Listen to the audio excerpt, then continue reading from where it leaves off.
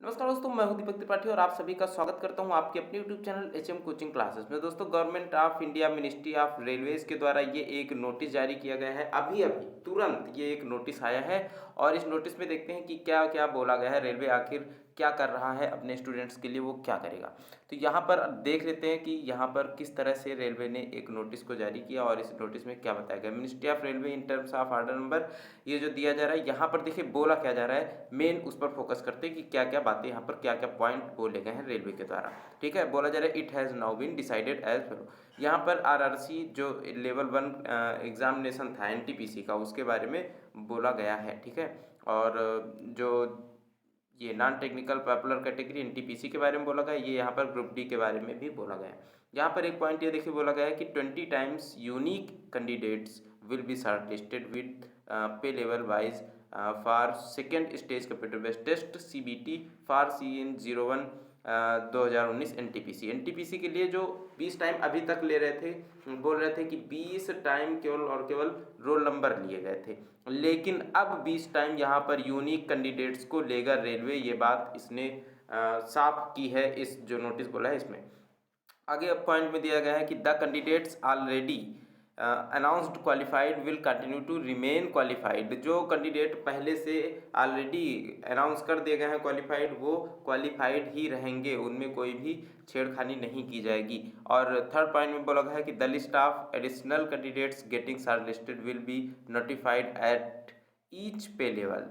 और जो बाकी के कैंडिडेट हैं जिन्हें क्वालिफाई किया जाएगा, उन्हें अलग अलग जो भी जितने पे लेवल में उनका सिलेक्शन होगा, उनके लिए उन्हें जारी कर दिया जाएगा, उनका भी जो रिजल्ट होगा वो।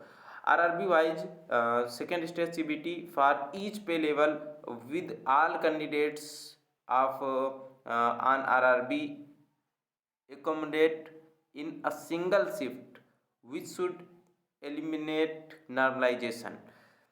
सिंगल शिफ्ट में आरआरबी वाइज जो है यहाँ पर करने के बारे में यहाँ पर बात कर रहा है। लेकिन देखिए आगे क्या बोल रहा है रेलवे, आगे रेलवे के द्वारा बोला जा रहा है कि यहाँ पर देखिए percentile based normalisation will be done.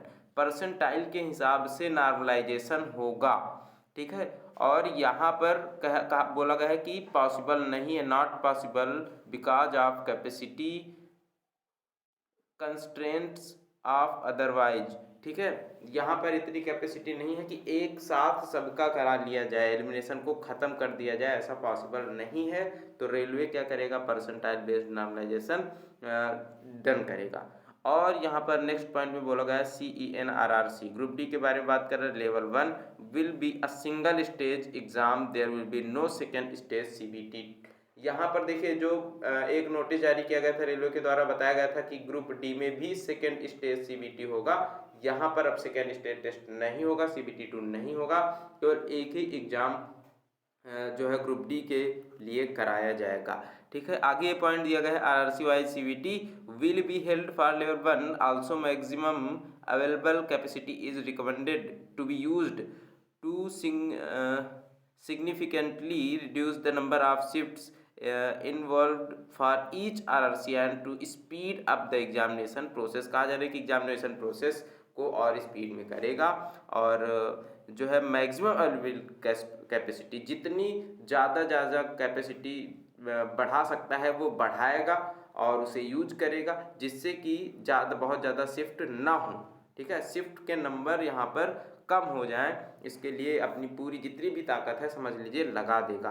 और आगे इसके बाद देखिए क्या बोला गया है, क्योंकि आगे भी अभी बहुत सारी बातें कही गई हैं। यहाँ पर देखिए बोला गया है कि percentile based normalisation which is simple and easy to understand, जो कि समझने के लिए सिंपल भी है और आसान भी है। तो परसेंटाइल बेस्ड नॉर्मलाइजेशन होगा, जैसा कि ऊपर भी बोला गया है। Will be used wherever the number of shift involve are more than 1। एक से ज़्यादा जहाँ पर शिफ्टें होती है वहाँ पर परसेंटाइल बेस्ड नॉर्मलाइजेशन किया जाता है और इसी के बारे में बता रहे हैं। यहाँ पर medical standards are prescribe in Indian railway medical manual IRMM will be used for different post of level 1। यहाँ पर देखिए जो लेवल 1 के लिए स्टैंडर्ड मेडिकल स्टैंडर्ड की बात कर रहा है, वो कह रहा है कि इंडियन रेलवे मेडिकल मैनुअल के हिसाब से यहाँ पर कराया जाएगा। आगे बोला गया है कि any available income and asset certificate for candidates who have applied under economically weaker section EWS will be considered as valid।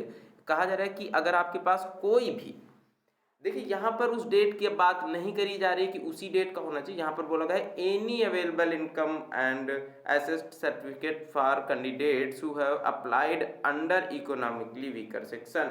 कहा जा रहा है अगर आपके पास कोई भी ईडब्ल्यूएस का सर्टिफिकेट है, इकोनॉमिकल वीकर सेक्शन का सर्टिफिकेट है, किसी भी जो है सर्टिफिकेट के आधार पर वो यहाँ पर वैलिड माना जाएगा। और यहाँ पर देखिए शेड्यूल जो दिया गया है कैलेंडर के बारे में कि इसका कब क्या होगा, कब कौन सी परीक्षा होगी, इसके बारे में भी यहाँ पर बताया गया है कि किस हिसाब से शेड्यूल किया गया है इस परीक्षा को। तो यहाँ पर देखिए लिखा है कि रिवाइज रिजल्ट ऑफ ऑल, क्योंकि अब जो नए बच्चे हैं जिनका और जिन लोगों को शामिल किया जाएगा उनका भी रिजल्ट आना है।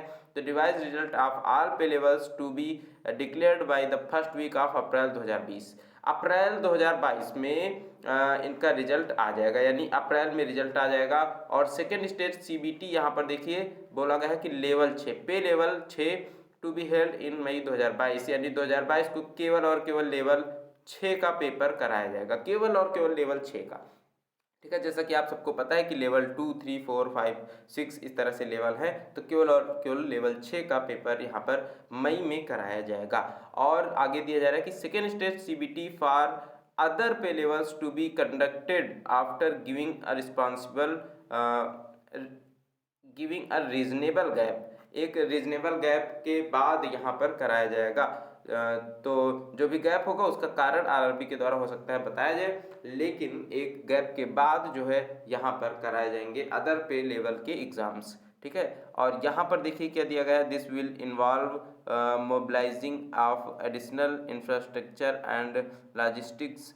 ठीक है, तो ये देखिए सीबीटी फॉर लेवल 1 के लिए जो है ट्रांसपोर्ट वगैरह का जो है दिया जा रहा है कि बच्चे आएंगे कैसे, उनके लिए सारी चीज़ें भी बताई गई हैं। Efforts will be made to have the exam conducting agency ECA on board to conduct the CBT for level 1 as early as possible. जितनी जल्दी हो सकता है उतनी जल्दी कराया जाएगा।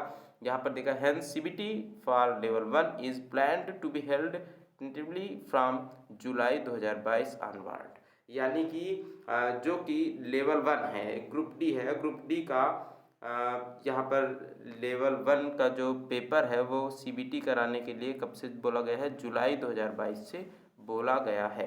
ठीक है, तो जुलाई 2022 से CBT होगा, किसका होगा,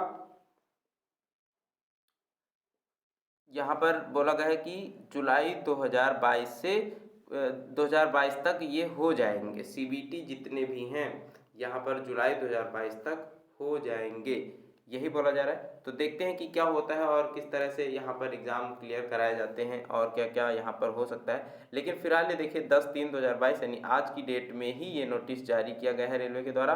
तो आई होप आपको पूरा का पूरा समझ में आ गया होगा, और इसी तरह के वीडियो लेटेस्ट अपडेट पाने के लिए आप हमारे चैनल को सब्सक्राइब कर सकते हैं। मैं आपको मिलूंगा नेक्स्ट वीडियो में, तब तक के लिए बाय बाय, टेक केयर, जय हिंद, नमस्कार।